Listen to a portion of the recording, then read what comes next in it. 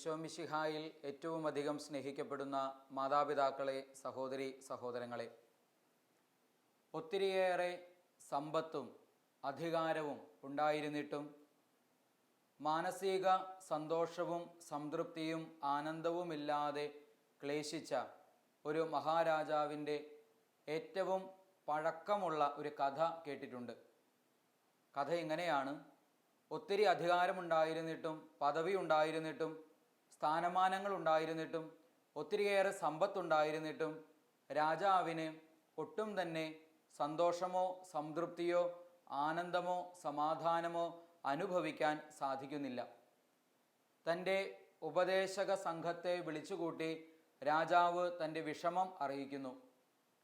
മനസ്സിന് ആനന്ദം ലഭിക്കാൻ, മനസ്സിന് സംതൃപ്തി ലഭിക്കാൻ, മനസ്സിന് സന്തോഷം ലഭിക്കാൻ എന്തെങ്കിലും ഒരു മാർഗം പറഞ്ഞു തരിക. ഓരോരുത്തർ അവരവരുടേതായ ഉപദേശങ്ങളും നിർദ്ദേശങ്ങളും മാർഗങ്ങളും മുന്നോട്ട് വെച്ചു. ചിലർ പറഞ്ഞു, അങ്ങ് നായാട്ടിനായി കാട്ടിലേക്ക് പോവുക, അങ്ങേക്ക് സംതൃപ്തിയും സമാധാനവും സന്തോഷവും ലഭിക്കും. വേറെ ചിലർ പറഞ്ഞു, വീര്യമുള്ള വീഞ്ഞ് പാനം ചെയ്യുക.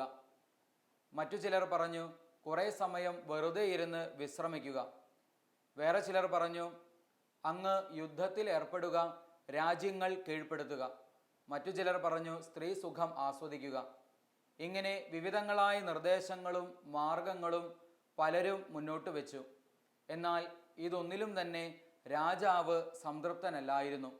കാരണം ഇതിനു മുൻപ് ഇവർ പറഞ്ഞതൊക്കെ തന്നെയും ജീവിതത്തിൽ ആസ്വദിക്കാൻ ശ്രമിച്ചിട്ടുള്ളതാണ്. എന്നാൽ എന്തുമാത്രം സുഖഭോഗങ്ങൾ ആസ്വദിക്കുമ്പോഴും മനസ്സിന് സംതൃപ്തി, സന്തോഷം, സമാധാനം അനുഭവിക്കാനായി പറ്റുന്നില്ല. കാരണമറിയാത്ത എന്തോ ഒരു ചെറിയ ആകുലത, ഉത്കണ്ഠ, അസംതൃപ്തി മനസ്സിനെ വല്ലാതെ ഭാരപ്പെടുത്തുന്നു. അങ്ങനെ ഒരാൾ പറഞ്ഞു, അങ്ങനെയാണെങ്കിൽ അങ്ങൊരു കാര്യം ചെയ്യുക. നമ്മുടെ രാജ്യത്ത് ഒരു ഗുഹയിൽ സന്യാസത്തിൽ ആയിരിക്കുന്ന അല്ലെങ്കിൽ ധ്യാനത്തിലായിരിക്കുന്ന ഒരു സന്യാസിയുണ്ട്. അദ്ദേഹത്തെ ചെന്ന് കാണുക, ഉപദേശം ആരായുക. രാജാവ് സന്യാസിയെ കാണുവാൻ പുറപ്പെട്ടു. ഗുഹയിൽ തപസ് ചെയ്യുന്ന ആ സന്യാസിയെ കണ്ടുമുട്ടി അദ്ദേഹത്തോട് തൻ്റെ ബുദ്ധിമുട്ടും പ്രയാസവും സങ്കടവും അറിയിച്ചു. സന്യാസി പുഞ്ചിരിയോടെ രാജാവിനോട് പറയുകയാണ്, അങ്ങ് വിഷമിക്കേണ്ട കാര്യമില്ല. പരിപൂർണമായ സന്തോഷവും സംതൃപ്തിയും അനുഭവിക്കാൻ വളരെ എളുപ്പമുള്ള ഒരു മാർഗം ഞാൻ പറഞ്ഞു തരാം. അങ്ങയുടെ രാജ്യത്ത് സന്തോഷവും സംതൃപ്തിയും സമാധാനവും അതിൻ്റെ പൂർണ്ണതയിൽ അനുഭവിക്കുന്ന ഏതെങ്കിലും ഒരു മനുഷ്യനുണ്ട് എങ്കിൽ അയാളെ കണ്ടെത്തുക. എന്നിട്ട് അദ്ദേഹം ധരിച്ചിരിക്കുന്ന വസ്ത്രം ആവശ്യപ്പെടുക. ആ വസ്ത്രം അങ്ങ് ധരിച്ചാൽ അങ്ങേക്ക് പരിപൂർണമായ സന്തോഷവും സംതൃപ്തിയും അനുഭവിക്കാനായിട്ട് സാധിക്കും. രാജാവിന് ഇത് കേട്ടപ്പോൾ സന്തോഷമായി. വളരെ നിസ്സാരമായ, വളരെ എളുപ്പത്തിൽ സാധിക്കാവുന്ന ഒരു കുഞ്ഞു കാര്യമാണ് സന്യാസി പറഞ്ഞിരിക്കുന്നത്. അദ്ദേഹം നന്ദി പറഞ്ഞ് തിരിച്ചുപോയി. തൻ്റെ സേവകരെ, ഭടന്മാരെ, ഭൃത്യരെ രാജ്യത്തുടനീളം അയക്കുകയാണ് പരിപൂർണ സംതൃപ്തിയുള്ള, പരിപൂർണമായ ആനന്ദവും സന്തോഷവും ഹൃദയത്തിൽ അനുഭവിക്കുന്ന ഒരു മനുഷ്യനെ കണ്ടെത്താൻ. അങ്ങനെ രാജ്യത്തുടനീളം സേവകന്മാർ, ഭൃത്യന്മാർ അലഞ്ഞു നടന്നു. പരിപൂർണ സംതൃപ്തിയുള്ള ഒരാളെപ്പോലും കണ്ടെത്താൻ അവർക്ക് സാധിച്ചില്ല. ഇഷ്ടംപോലെ സമ്പത്തുള്ളവരെ കണ്ടുമുട്ടി, ഇഷ്ടംപോലെ അധികാരവും പദവിയുമുള്ളവരെ കണ്ടുമുട്ടി, ഇഷ്ടംപോലെ പണമുള്ളവരെ കണ്ടുമുട്ടി, എല്ലാ തരത്തിലുള്ള ലോക സുഖങ്ങളും ആസ്വദിച്ച് ജീവിക്കുന്നവരെ കണ്ടുമുട്ടി. എന്നാൽ അവരാരും തന്നെ പരിപൂർണമായ സന്തോഷവും സംതൃപ്തിയും സമാധാനവും അനുഭവിക്കുന്നവർ ആയിരുന്നില്ല. അവസാനം തെരുവോരത്തിരുന്ന് ഭിക്ഷയാചിക്കുന്ന ഒരു യാചകനെ അവർ ഇതാ കാണുകയാണ്. അയാളുടെ മുഖത്ത് എപ്പോഴും പുഞ്ചിരിയാണ്. അദ്ദേഹത്തിൻ്റെ മുഖം കണ്ടപ്പോൾ തീർച്ചയായും ഈ മനുഷ്യൻ ഏറെ ആനന്ദം, സന്തോഷം ഹൃദയത്തിൽ അനുഭവിക്കുന്നുണ്ട് എന്ന് മനസ്സിലാക്കി ഭൃത്യന്മാർ ചെന്ന് അദ്ദേഹത്തോട് ചോദിക്കുന്നു, താങ്കൾ സന്തോഷവും ആനന്ദവും ഹൃദയത്തിൽ എപ്പോഴും അനുഭവിക്കുന്ന വ്യക്തിയാണോ? ആ മനുഷ്യൻ പുഞ്ചിരിയോടെ പറഞ്ഞു, ഞാൻ പരിപൂർണ സന്തോഷവും സംതൃപ്തിയും ആനന്ദവും അനുഭവിക്കുന്ന വ്യക്തിയാണ്. ഭൃത്യന്മാർക്ക് സന്തോഷമായി. അവർ അദ്ദേഹത്തെ രാജാവിൻ്റെ സന്നിധിയിലേക്ക് കൂട്ടിക്കൊണ്ടു പോകുന്നു.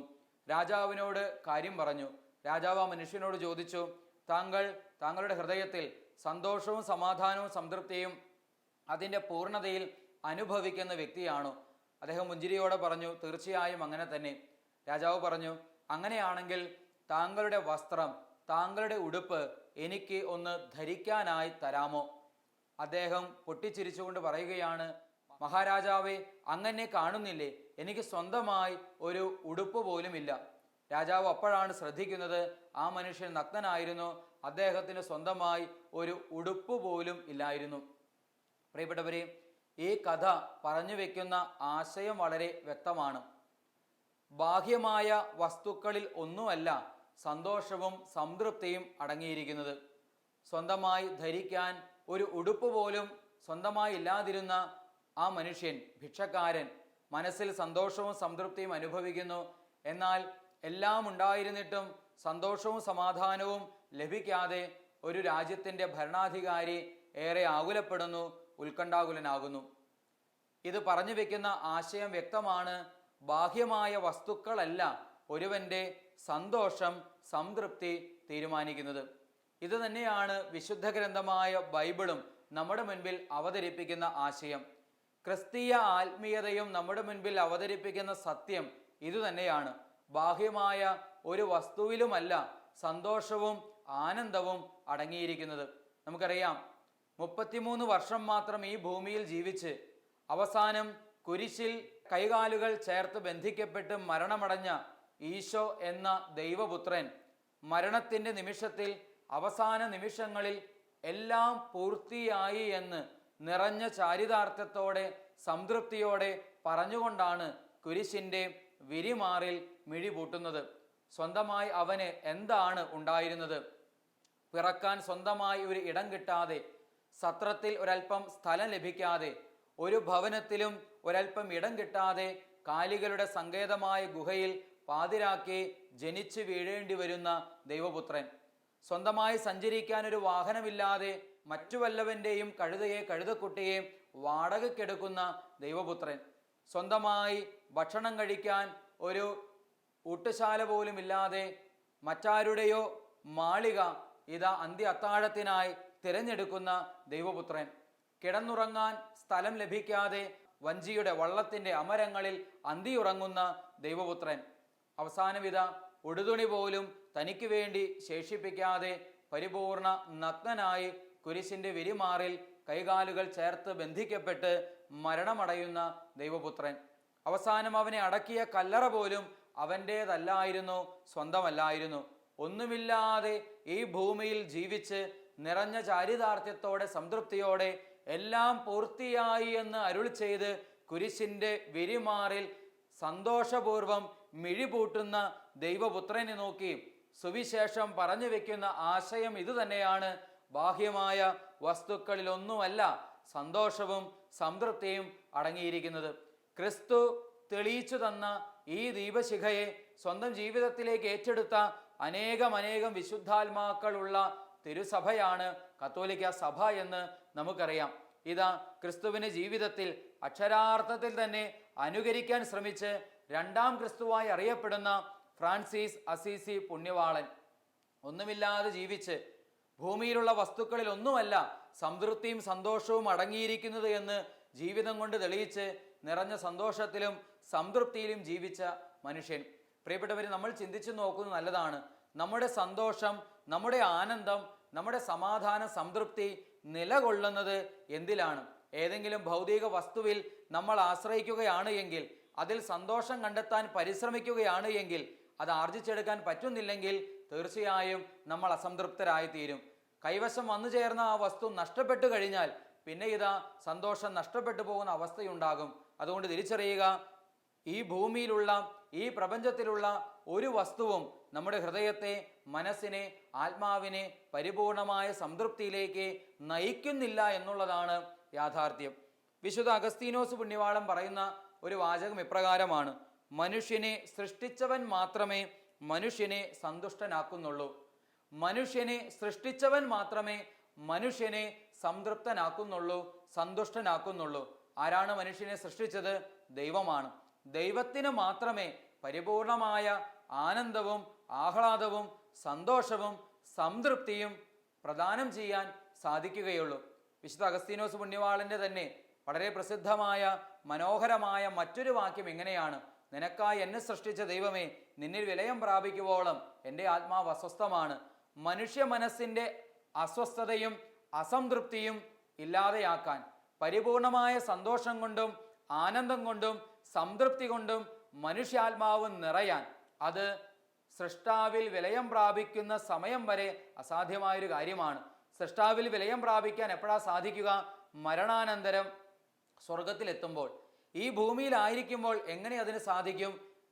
ജീവിതത്തെ ക്രിസ്തു കേന്ദ്രീകൃതമാക്കുക, ജീവിതത്തെ ബലി കേന്ദ്രീകൃതമാക്കുക, ജീവിതത്തെ കൗദാശിക കേന്ദ്രീകൃതമാക്കുക എന്ന് വെച്ചാൽ പ്രാർത്ഥന വഴിയായി, കൗദാശിക ജീവിതം വഴിയായി മനുഷ്യന്റെ ആത്മാവ് ദൈവാത്മാവിനോട് ലയിക്കുന്ന അവസ്ഥാവിശേഷം സംജാതമാകുമ്പോൾ മാത്രമേ മനുഷ്യന് പരിപൂർണമായ സംതൃപ്തിയും സന്തോഷവും ഈ ഭൂമിയിലായിരിക്കുമ്പോൾ അനുഭവിക്കാൻ, ആസ്വദിക്കാൻ സാധിക്കുകയുള്ളൂ.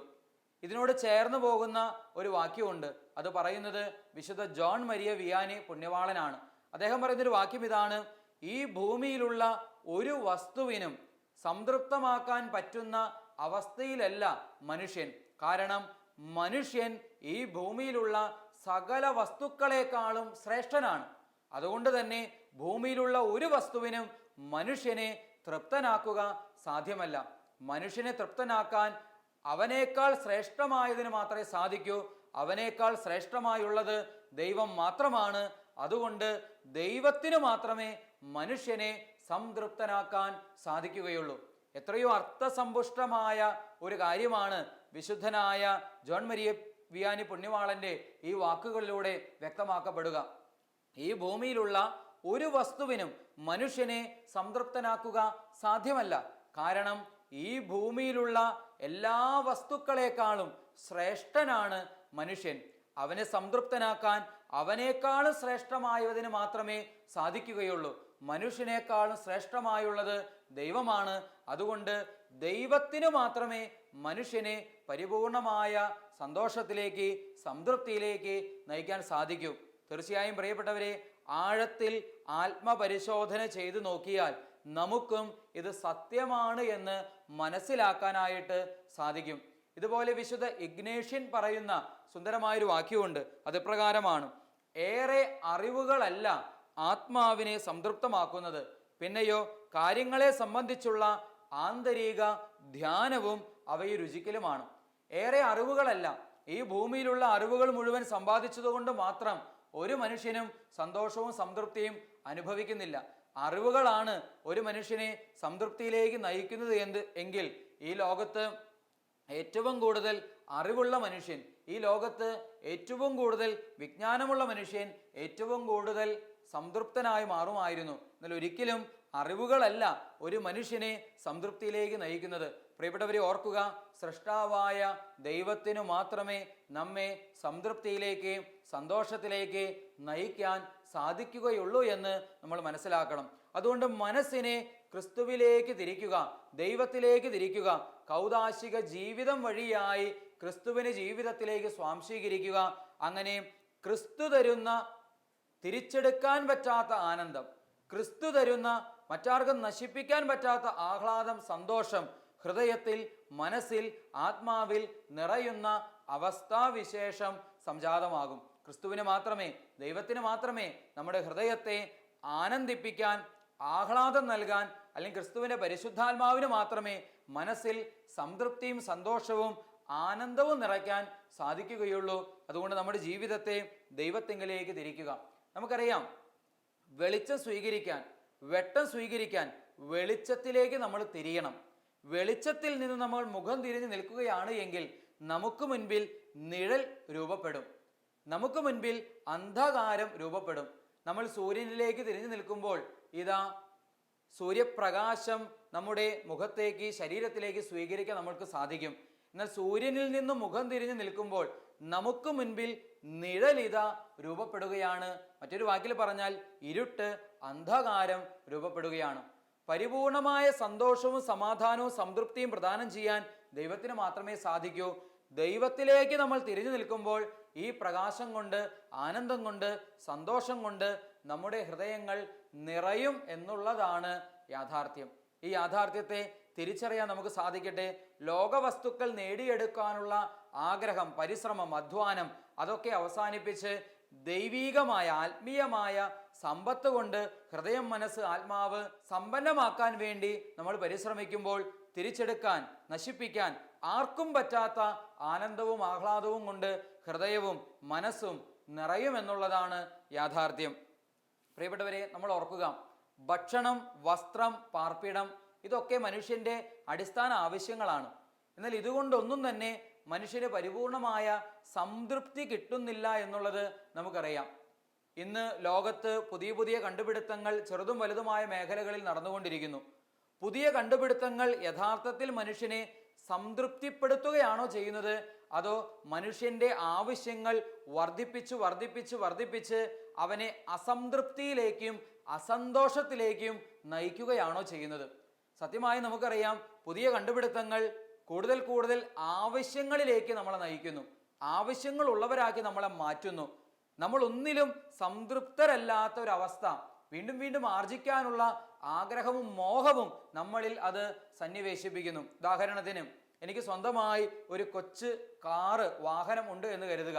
എൻ്റെ സഹപ്രവർത്തകനോ എൻ്റെ അയൽവാസിയോ എൻ്റെ സുഹൃത്തോ കുറെ കൂടെ വിലയുള്ള ഒരു കാറ് മേടിക്കുമ്പോൾ, കുറെ കൂടെ സൗകര്യമുള്ള ഒരു കാറ് മേടിക്കുമ്പോൾ, ആ കാറിൻ്റെ വിശേഷണങ്ങളെ കുറിച്ച് ഒക്കെ എന്നോട് പറയുമ്പോൾ എൻ്റെ ഉള്ളിൽ ഒരു മോഹം ജനിക്കുകയാണ്, ആഗ്രഹം ജനിക്കുകയാണ് അതുപോലെ ഒരു കാറ് സ്വന്തമാക്കാൻ.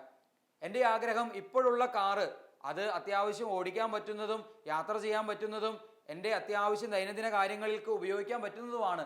എങ്കിലും ഇതാ സുഹൃത്തിൻ്റെ കൈവശം, അയൽവാസിയുടെ കൈവശം, സഹപ്രവർത്തകൻ്റെ കൈവശം കുറെ കൂടെ നല്ല ഒരു വാഹനം കാണുമ്പോൾ, എൻ്റെ വാഹനത്തെക്കാളും മെച്ചപ്പെട്ട ഒരു വാഹനം കാണുമ്പോൾ അതുപോലൊന്ന് സ്വന്തമാക്കാനുള്ള മോഹം, ആഗ്രഹം എൻ്റെ ഉള്ളിൽ ജനിക്കുന്നു.